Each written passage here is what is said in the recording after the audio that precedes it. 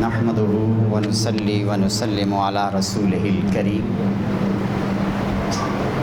أما بعد فأعوذ بالله من الشيطان الرجيم بسم الله الرحمن الرحيم ياسين والقرآن الحكيم إنك لمن المرسلين صدق الله العظيم وصدق رسوله النبي الكريم ونحن على ذلك لمن الشاهدين والشاكرين والحمد لله رب العالمين فقد قال الله تبارك وتعالى في الكلام الآخر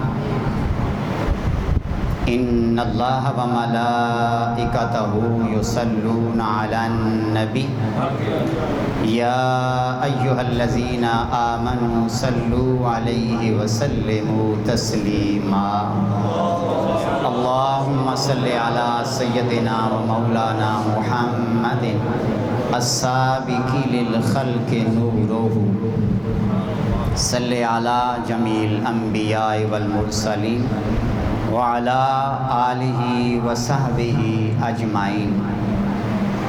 حمد و صلاۃ کے بعد میرے نہایت ہی واجب الاحترام علماء کرام، بالخصوص استاذ العلماء حضرت علامہ قاری عمر الدین یوسفی صاحب، ہمارے سروں کے تاج، معزز سامعین و حاضرین، اللہ رب العزت کا فضل و کرم اور احسان عظیم جس کی توفیق سے آج ہم یہاں جمع ہوئے ہیں، یوں محسوس ہوتا ہے کہ گنبد خضرا سے رحمت کی گھٹا اٹھی ہے اور اس مسجد کی دیواروں سے ٹکرا کر حاضرین کے دلوں پر برس رہی ہے۔ بارونق اور باذوق چہرے، اللہ ان چہروں کو سلامت رکھے۔ اس وقت میں اور آپ اپنی زندگی کی ایک تاریک رات کو ذکر رسول سے روشن کر رہے ہیں۔ اس وقت میں اور آپ حضور علیہ السلام کے ذکر سے اپنا مقدر چمکا رہے ہیں۔ اس وقت میں اور آپ حضور رحمت للعالمین کے ذکر سے اور آپ کا ذکر کر کے، آپ کا ذکر سن کے اپنے گناہ بخشوا رہے ہیں۔ اس وقت میں اور آپ ذکر رسول کی برکت سے اپنے سینوں کی تاریکیاں دور کر رہے ہیں۔ کیا ہی خوبصورت محفل ہے۔ اللہ کے کلام کی تلاوت ہوئی اور ثنا خوانوں نے ہدیہ نعت پیش کیا۔ آپ احباب کا کیا خیال ہے کہ جہاں اللہ کے کلام کی تلاوت ہو اور جہاں صاحب قرآن کا ذکر ہو، اس محفل پر اللہ کی رحمتوں کی برسات ہوگی یا نہیں ہوگی؟ یقیناً رحمتوں کی برسات ہو رہی ہے۔ یہ لمحے زندگی میں بار بار آیا نہیں کرتے، اور جہاں پہ ذکر خیر الانام ہوتا ہے عنایتوں کا وہی اہتمام ہوتا ہے۔ ایک تو ہم عام جگہوں سے افضل جگہ مسجد میں بیٹھے ہوئے ہیں، اور پھر اللہ کا جو کلام ہے وہ پڑھا گیا، حضور کی نعتیں ہوئیں، اور پھر بزرگوں کی، علماء کی معیت میں، ان کی صحبت میں بیٹھے ہوئے ہیں۔ یقیناً اس وقت اس محفل پر رحمتوں کا نزول ہو رہا ہے۔ دعا ہے اللہ تعالی ہمیں اس محفل کی زیادہ سے زیادہ برکتیں نصیب فرمائے۔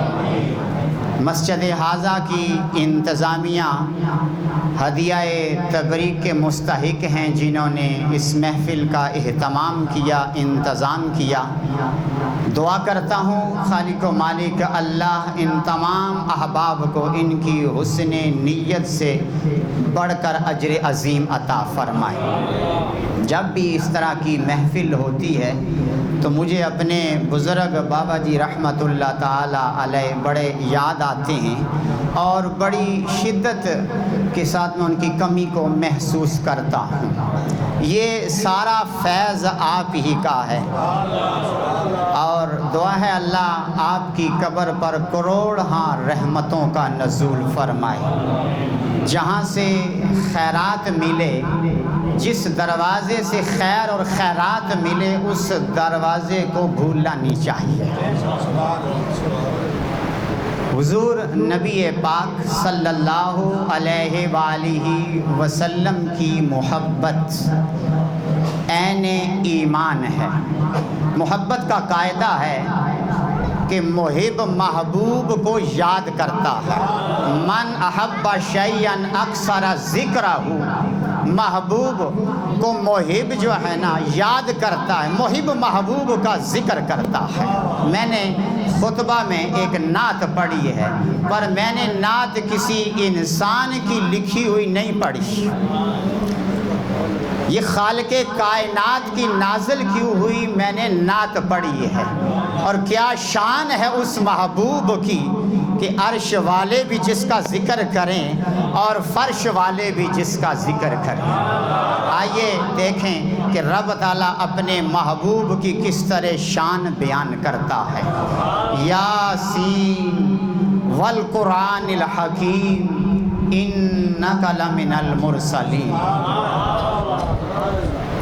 اور حضور نبی پاک صلی اللہ علیہ وآلہ وسلم کا فرمان مبارک کہ سورہ یاسین یہ قرآن مجید کا دل ہے۔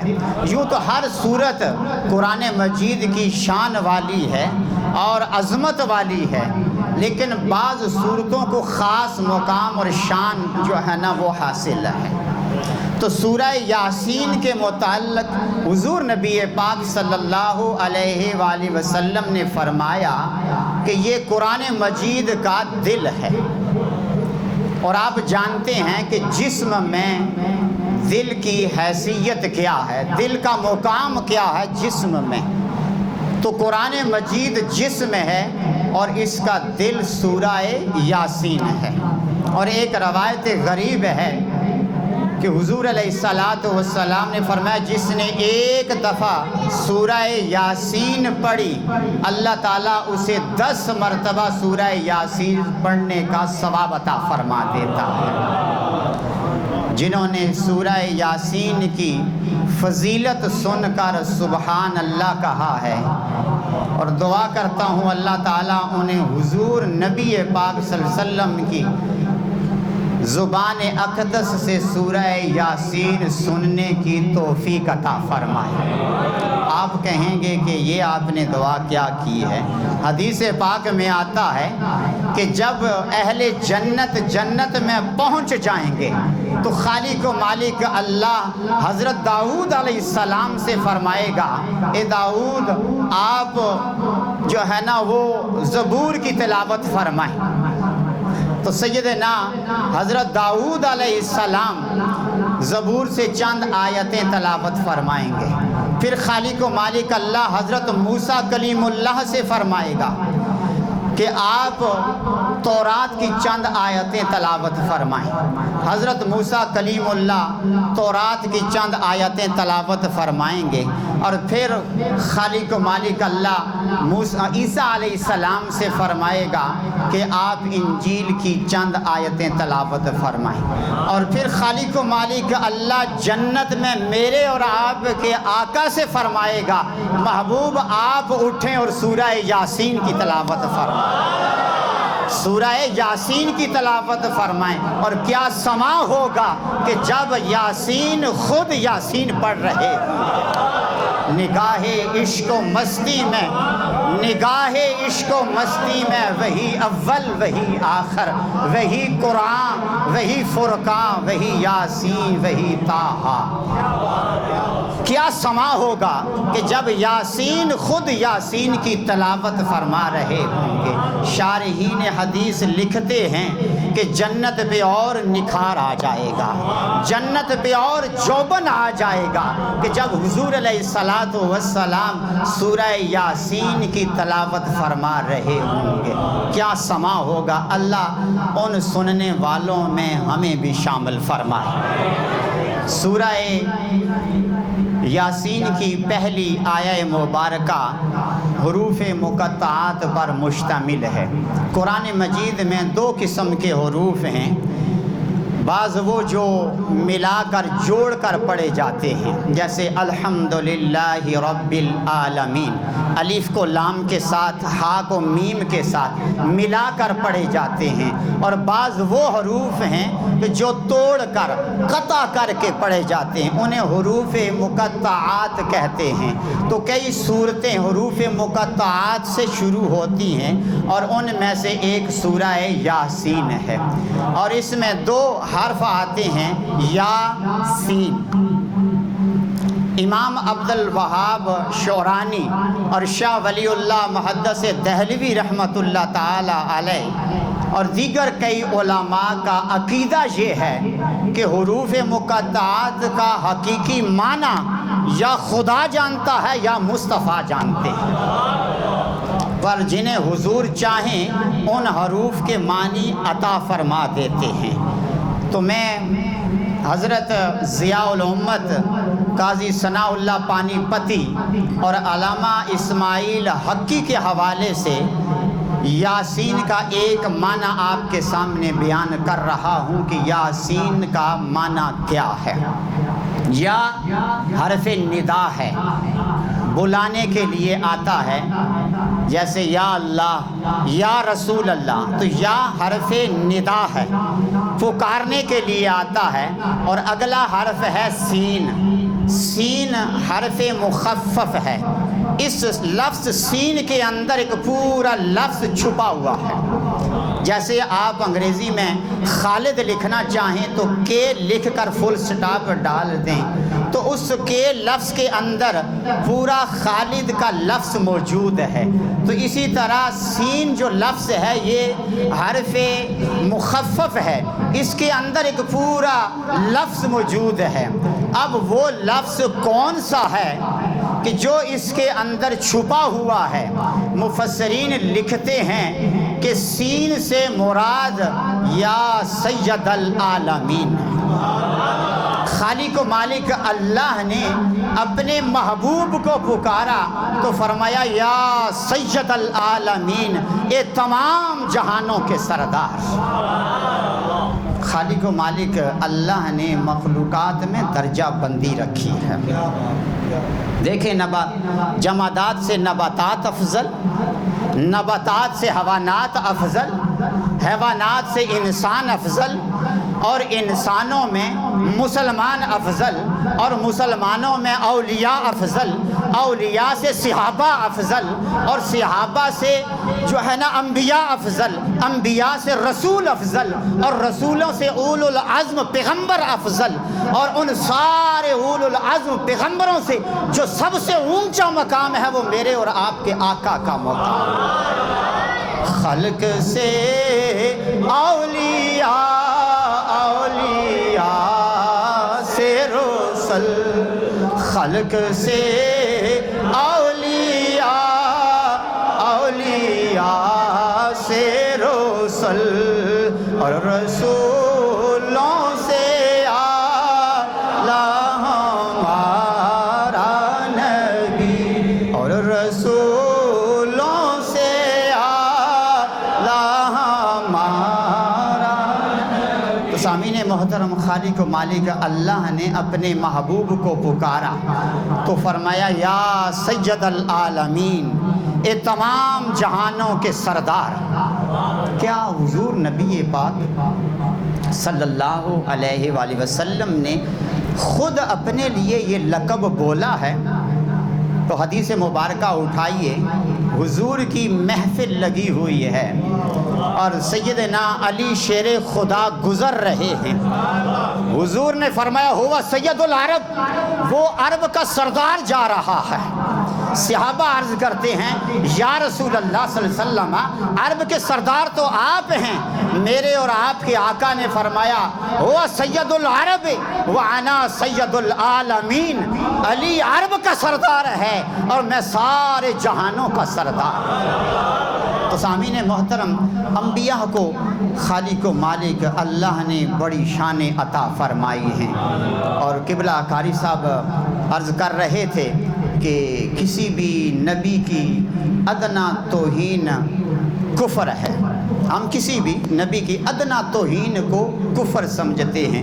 میں صرف مثال پیش کر رہا ہوں حضور علیہ الصلاۃ والسلام کے خصائص کے لیے۔ سیدنا سلیمان علیہ السلام تخت پہ بیٹھے ہیں اور تخت جو ہے نا وہ ہوا میں اڑ رہا ہے۔ آپ نے ہوا کو حکم دیا کہ میرا تخت اتار دیا جائے، تو تخت اتار دیا گیا۔ سیدنا سلیمان علیہ السلام تخت سے اترے اور پیدل چلنے لگے۔ حواریوں نے پوچھا حضرت کیا معاملہ ہے؟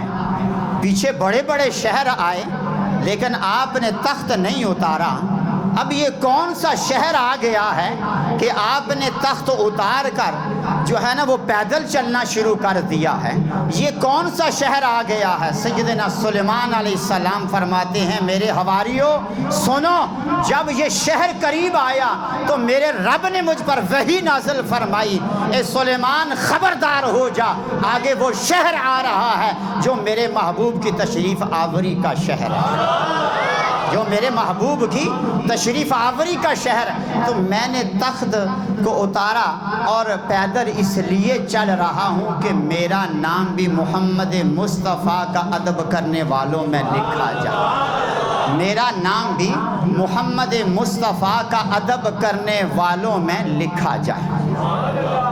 حضرت نوح علیہ السلام کی بڑی شان ہے اور آپ کی بڑی عظمت ہے۔ طوفان آیا تو آپ نے کشتی بنائی اور اس کشتی کو پانی پہ تیرایا، اور طوفان میں ڈوبنے نہیں دیا اپنا کلمہ پڑھنے والوں کو۔ پانی پہ کشتی کو تیرانا یہ سیدنا نوح علیہ السلام کا معجزہ ہے، اور میرے اور آپ کے آقا کا معجزہ دیکھیں۔ حضور ایک تالاب کے کنارے تشریف فرما ہیں، ایک کافر آتا ہے، آ کر کہتا ہے کہ اگر آپ وہ جو تالاب کے دوسرے کنارے پتھر پڑا ہوا ہے، وہ پتھر اگر پانی پہ تیرتا ہوا آپ کے پاس آ جائے تو میں مانوں آپ اللہ کے نبی ہیں۔ حضور نے فرمایا اس پتھر کو میرا پیغام دو کہ اللہ کا نبی تجھے بلا رہا ہے۔ اس کافر نے صدا دی تو وہ پتھر پانی پہ تیرنے لگ گیا۔ لکڑی کی کشتی کو پانی پہ تیرانا یہ حضرت نوح علیہ السلام کا معجزہ ہے، اور پتھر کو پانی پہ تیرانا میرے اور آپ کے آقا کا معجزہ ہے۔ سیدنا ابراہیم علیہ السلام آپ خود آگ میں تشریف لے گئے، آگ آپ کے لیے گلزار بن گئی۔ ادھر ابراہیم علیہ السلام خود آگ میں گئے تو آگ گلزار بن گئی، ادھر حضور علیہ السلام خود آگ میں نہیں گئے، وہ کپڑا، وہ دسترخوان جس سے آپ نے ہاتھ صاف کیا تھا، جس سے اپنا دست مبارک مس کیا تھا، وہ دسترخوان حضرت انس نے اس دسترخوان کو آگ میں ڈالا، آگ نے اس کپڑے کو جلایا نہیں۔ اے آگ تو بے اثر کیوں ہو گئی ہے؟ آگ کہنے لگی اس کپڑے کو ہاتھ مصطفیٰ کا لگ گیا، اس کپڑے کو ہاتھ مصطفیٰ کا لگ گیا۔ علماء بیٹھے ہیں، سیدنا موسیٰ کلیم اللہ کی آپ نے شان سنی ہے، اور سیدنا موسیٰ کلیم اللہ کی شان یہ ہے کہ ہاتھ جیب میں ڈالتے ہیں تو نارمل ہاتھ ہوتا ہے، جیب سے نکالتے ہیں تو اس سے روشنی نکل رہی ہے، ید بیدا، روشن ہاتھ۔ تو سیدنا موسیٰ کلیم اللہ جیب سے ہاتھ نکالتے ہیں تو اس ہاتھ سے نور نکلتا ہے، اور امام الانبیاء کے ہاتھ کی شان کیا ہوگی؟ ایک صحابی فرماتے ہیں کہ حضور علیہ السلام نے نماز استسقاء ادا فرمائی، اور پھر آپ نے دعا، ارے جن کی بغلوں سے نور نکل رہا ہے ان کے ہاتھ کی شان کیا ہوگی؟ ہاتھ دعا کے لیے اتنے بلند کیے، وہ صحابی فرماتے ہیں کہ حضور کی بغلوں کی سفیدی ظاہر ہوگی۔ اور سیدنا موسیٰ کلیم اللہ کا معجزہ ہے، قوم آپ کے پاس آئی پانی مانگنے کے لیے، تو آپ نے اللہ کے حکم سے اپنا عصا پتھر پر مارا۔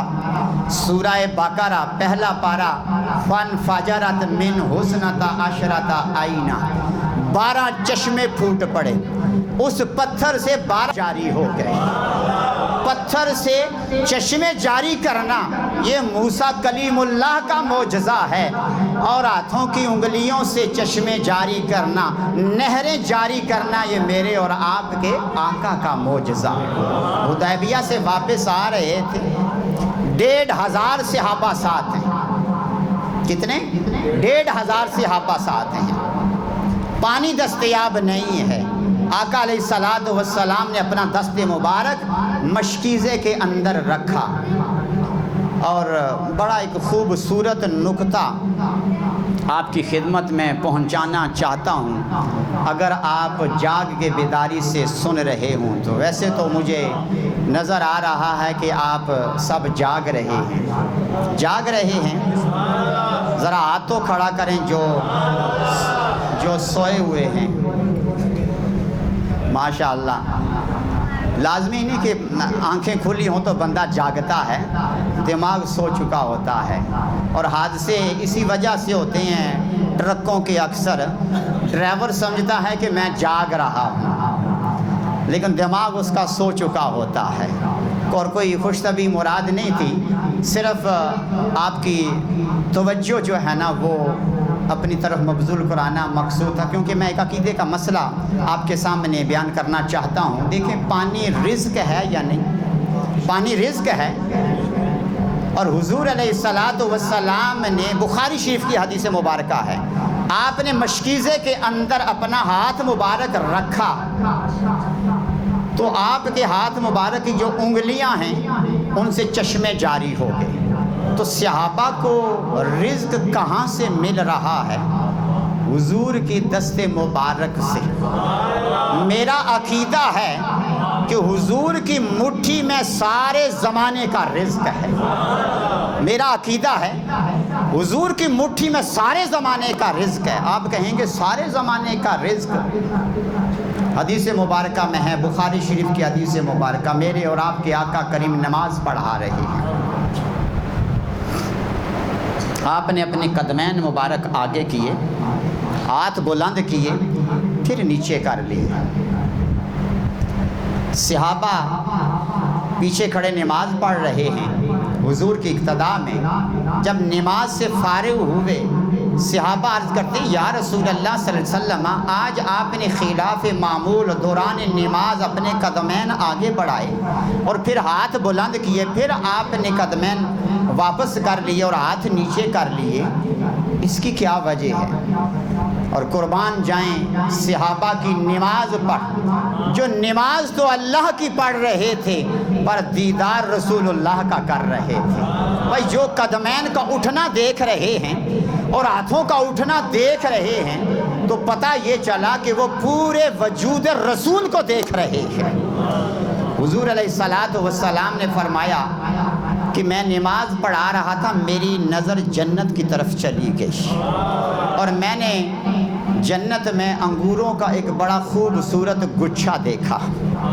میں نے قدمین آگے بڑھائے، ہاتھ بلند کیے اور اس انگور کے گچھے کو توڑنے کے لیے اور پھر پیچھے کر لیے، پر حکمت ربی اور امر ربی کے پیش نظر میں نے وہ انگوروں کا گچھا نہیں توڑا۔ میرے صحابہ، اگر میں وہ انگوروں کا گچھا توڑ کر لے آتا تو تم قیامت تک کھاتے وہ انگوروں کا گچھا ختم نہ ہوتا۔ تو میرا عقیدہ ہے کہ حضور کی مٹھی میں سارے زمانے کا رزق ہے، اگر میں وہ گچھا توڑ کے لے آتا تو حضور کی ایک مٹھی ہی تھی نا، تو قیامت تک کے لوگوں کے لیے رزق تھا۔ تو حضور کی مٹھی میں زمانے بھر کا رزق ہے۔ کیا ہے؟ زمانے بھر کا۔ بڑے آہستہ بولے ہیں، یقین نہیں ہے تو میں ایک اور حدیث بیان کر دیتا ہوں۔ غزوہ تبوک کے موقع پر میرے اور آپ کے آقا کریم صلی اللہ علیہ وآلہ وسلم نے 18 یا 19 کھجوریں اپنے دست مبارک سے ایک تھیلے میں ڈالی اور تھیلا دے دیا حضرت بلال رضی اللہ تعالی عنہ کو۔ فرمایا بلال جب بھوک لگے نا تو تھیلے سے کھجوریں نکال کے کھا لینا، پر کھول کے دیکھنا نہ کہ کتنی باقی رہ گئی ہیں۔ حدیث مبارکہ میں ہے کہ 20 سے کم کھجوریں تھیں، تو زیادہ سے زیادہ 19 ہو سکتی ہیں، 18 یا 19 ہو سکتی ہیں۔ حدیث مبارکہ میں ہے کہ 20 سے کم کھجوریں تھیں۔ اب حضرت بلال رضی اللہ تعالی عنہ وہ کھجوریں کتنا عرصہ کھاتے رہے ہیں؟ اگر روزانہ ایک کھجور کھاتے تو 18 یا 19 دن، اگر آدھی آدھی کھاتے تو زیادہ سے زیادہ 1 مہینہ یا 1.5 مہینہ ہی تھا۔ لیکن سیدنا بلال رضی اللہ تعالی عنہ کتنا عرصہ وہ کھجوریں کھاتے رہے۔ حضور کا ظاہری دور گزرا، حضرت بلال اسی تھیلے سے کھجوریں کھا رہے ہیں۔ وصال نبوی ہوا، بلال اسی تھیلے سے کھجوریں کھا رہے ہیں، اور سیدنا صدیق اکبر کا دور آیا، 2.25 سال خلافت صدیقی رہی، بلال اسی تھیلے سے کھجوریں کھا رہے ہیں۔ اور سیدنا فاروق اعظم کا دور آیا، بلال اسی تھیلے سے کھجوریں کھا رہے ہیں۔ صحابہ پوچھتے ہیں بلال سالوں کے سال گزرتے جا رہے ہیں، تھیلے سے کھجوریں ختم نہیں ہوتی، تو نے اس تھیلے میں کھجوریں کتنی ڈالی تھی؟ اور بلال فرماتے ہیں صحابہ یہ نہ پوچھو کہ میں نے کھجوریں کتنی ڈالی ہیں، یہ پوچھو کہ ان کھجوروں کو ہاتھ کس کا لگ گیا ہے۔ یہ نہ پوچھو کہ کھجوروں کی تعداد کتنی ہے، یہ پوچھو کہ ان کھجوروں کی جو نسبت ہے وہ کس کے ہاتھ کے ساتھ ہے۔ تو میرا عقیدہ ہے کہ سارے زمانے کا جو رزق ہے نا وہ حضور کی مٹھی میں ہے۔ اعلیٰ حضرت نے کیا خوب لکھا ہے کہ ہاتھ جس سمت اٹھا غنی کر دیا، نوجے بحر سخاوت پہ لاکھوں سلام۔ اور میرے کریم سے اگر قطرہ کسی نے مانگا، دریا بہا دیے در بے بہا دیے۔ یہ در اور بے بہا 2 لفظ الگ الگ ہیں۔ میرے کریم سے اگر قطرہ کسی نے مانگا، دریا بہا دیے ہیں، در بے بہا دیے۔ در موتی کو کہتے ہیں۔ اور حدیث مبارکہ میں آتا ہے، آخری حدیث مبارکہ عرض کر کے پھر میں اپنی گفتگو کو سمیٹ رہا ہوں، کہ حضرت جابر بن عبداللہ اس حدیث کے راوی ہیں، بڑے مشہور صحابی ہیں، اور حدیث بڑی طویل ہے، لیکن میں فقط حضور علیہ الصلاۃ والسلام کے دست مبارک کی شان کے حوالے سے اس کا آخری حصہ بیان کر رہا ہوں۔ حضرت جابر بن عبداللہ رضی اللہ تعالی عنہ پہ بڑا قرض تھا، قرض خواہ آپ کو تنگ کرتے تھے، مہلت نہیں دے رہے تھے، اور حضور علیہ الصلاۃ والسلام کی بارگاہ میں آئے۔ خواہش تھی کہ میں حضور کی بارگاہ میں عرض کروں گا کہ یا رسول اللہ صلی اللہ علیہ وسلم آپ میرے ساتھ میرے قرض خواہوں تک چلیں اور میری سفارش فرما دیں تاکہ کچھ مہلت مل جائے۔ یہاں میں تھوڑی دیر کے لیے رکوں گا۔ یاد رکھیں حدیث مبارکہ میں ہے کہ جو شخص قرض اس نیت سے لیتا ہے کہ میں نے واپس نہیں کرنا، فرمایا وہ چوری کے مترادف ہے۔ اور اگر کوئی قرض خواہ جو ہے نا قرض دار کو مہلت دیتا ہے، شرعی طور پر اگر وہ قرض لیتا ہے، قرض لینا اور دینا یہ سنت مصطفیٰ ہے، لیکن دینے سے پہلے دیکھ لیا کریں کہیں وہ غیر شرعی کاموں میں خرچ تو نہیں کر رہا ہے۔ تو قرض دار کو اگر قرض خواہ مہلت دیتا ہے، جتنا عرصہ وہ مہلت دیتا ہے، خالق و مالک اللہ اس کے نامہ اعمال میں ہر روز اتنا صدقے کا ثواب لکھتا رہتا ہے۔ تو حضرت جابر بن عبداللہ رضی اللہ تعالیٰ پہ قرض تھا۔ اب حضور کے سامنے آئے ہیں اور دیکھیں کیسا ادب ہے اور کتنے ادب والے لوگ تھے۔ خواہش تھی کہ حضور میرے ساتھ چلیں، میرے قرض خواہوں کے پاس سفارش کر دیں، کچھ مہلت مل جائے۔ جب حضور کی بارگاہ میں آئیں اور دیکھیں کہ کیا ادب والے لفظ بولے اور کیا ادب والے لوگ تھے، عرض کرتے ہیں یا رسول اللہ صلی اللہ علیہ وسلم، میری خواہش ہے کہ میرے قرض خواہ آپ کی زیارت کر لیں، میرے قرض خواہ آپ کی زیارت کر لیں۔ یا اللہ آج جتنے اس محفل میں آئے انہیں حضور کی زیارت نصیب فرما۔ خواجہ غلام فرید لکھتے ہیں، جے تو مل پویں تو میں لکھ دیاں، جے تو نہ ملیں تو میں ککھ دیاں، دل وچ اڈیکاں رکھ دیاں۔ تو حدیث تو بڑی طویل ہے، میں اس کا آخری حصہ بیان کر رہا ہوں حضور کے دست مبارک کی شان کے حوالے سے۔ حضور نے فرمایا جابر، وہ جو تمہارے باغ میں کھجوریں ہیں نا وہ اتار کے قرض خواہوں کو دے دیں۔ یا رسول اللہ صلی اللہ علیہ وسلم، کھجوریں تھوڑی ہیں، قرض خواہ زیادہ ہیں۔ حضور نے فرمایا جابر، کھجوریں اتار کے ڈیریاں تم لگاؤ، پوری میں کر کے دوں گا، پوری میں کر کے دوں گا۔ اب حضرت جابر رضی اللہ تعالیٰ عنہ نے اپنے باغ سے کھجوریں اتاری، 5 ڈیریاں لگائیں۔ آپ فرماتے ہیں کہ میرا خیال تھا کہ 5 ڈیریاں چلی جائیں گی لیکن پھر بھی قرض خواہ ختم نہیں ہوں گے، قرض خواہ زیادہ ہیں۔ پر حضور علیہ السلام تشریف لائے، پہلی ڈھیری کے پاس بیٹھے، حضور نے فرمایا جابر قرض خواہوں کو بلا لے، اور قرض خواہ اپنے اپنے برتن لے کر آ گئے اور بوریاں لے کر آ گئے۔ میرے اور آپ کے آقا اپنے دست مبارک سے قرض خواہوں کے کھجوروں سے برتن بھر رہے ہیں، بوریاں بھر رہے ہیں۔ حضرت جابر فرماتے ہیں میں دیکھ دیکھ کر حیران ہو رہا تھا کہ قرض خواہوں کے برتن بھرے جا رہے ہیں اور کھجوریں وہی کی وہی پڑی ہوئی ہیں۔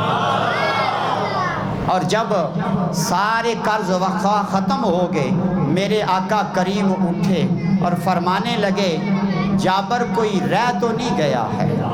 یا رسول اللہ صلی اللہ علیہ وسلم، سارے قرض خواہوں نے لے لیا ہے۔ حضور نے فرمایا اب ڈیری کا وزن بھی کر لو، کہیں وزن گھٹ تو نہیں گیا ہے۔ حضرت جابر فرماتے ہیں رب ذوالجلال کی قسم ہے سارا قرض بھی ادا ہو گیا اور ڈیری کا وزن بھی نہیں گھٹا، ہاتھ جس سمت اٹھا غنی کر دیا۔ یہ اسی ہاتھ کی بات ہو رہی ہے کہ یہ ہاتھ جو حضرت ام معبد کی بکری کے تھنوں کو لگا تھا، تھن خشک ہیں، تھنوں میں دودھ نہیں ہے، پر حضور علیہ السلام نے اپنا دست مبارک خوش تھنوں کے ساتھ مس کیا، تھن دودھ سے بھر گئے، گھر سے برتن ختم ہو گئے، پر بکری کے تھنوں سے دودھ نہیں ختم ہوا، بکری کے تھنوں سے دودھ نہیں خشک ہوا، اس لیے کہ ان تھنوں کو حضور علیہ السلام کا دست مبارک لگ گیا۔ آپ تاریخ اٹھا کے دیکھ لیں، حدیث پڑھ کے دیکھ لیں، شارحین کی شروحات پڑھ کر دیکھ لیں، ارے 18 سال تک وہ بکری دودھ دیتی رہی ہے، اس کا دودھ ختم نہیں ہوا، اس کے تھن خشک نہیں ہوئے۔ تو سامعین محترم، حضور علیہ السلام کی شان کو سمجھنے کے لیے اپنے عقل کو معیار نہ بنائیں، حضور کو رب نہ کہیں، اس کے علاوہ جو چاہیں آپ حضور کی شانیں بیان کر سکتے ہیں، تو اپنے عقل کو حضور کی شان سمجھنے کے لیے معیار نہ بنائیں۔ علامہ اقبال نے کیا خوب کہا ہے کہ عقل قربان کن بپیش مصطفیٰ، دنیا میں جہاں بھی جاؤ عقل ساتھ لے کر جاؤ، مگر آقا کریم کی بارگاہ میں آؤ تو عقل گھر قربان کر کے آؤ۔ یہاں جو عقل لے کر آیا وہ ابو جہل بن گیا، اور جو عشق لے کر آیا وہ یار غار بن گیا۔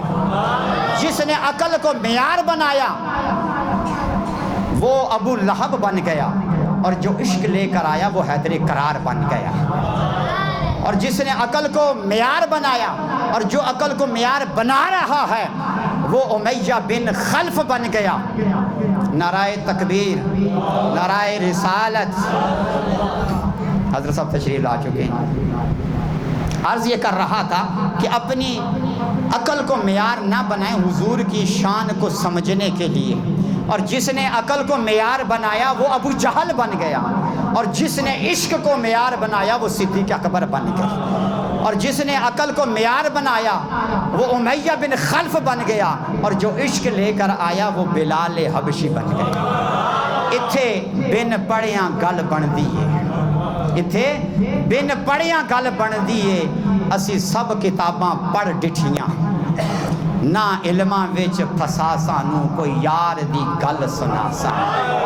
تو یاسین خالق و مالک اللہ نے اپنے محبوب کو پکارا تو فرمایا یا سید العالمین، اے سارے اے تمام جہانوں کے سردار۔ اور ایک معنی یہ ہے، اور دوسرا معنی بیان کر کے پھر میں اپنی گفتگو سمیٹتا ہوں کہ سین کا دوسرا معنی یا سرتن، اے گلشن نبوت کے مہکتے ہوئے پھول۔ تو خالق و مالک اللہ نے اپنے محبوب کو کیا کہا ہے؟ پھول ہونا، یہ پھول تو بلبل کا ترنم بھی نہ ہو۔ اور ایک خوبصورت شعر کے ساتھ اجازت کی، محمد سے وفا تو نے تو ہم تیرے ہیں، یہ جہاں چیز ہے کیا لوح و قلم تیرے ہیں، وما علینا الا البلاغ۔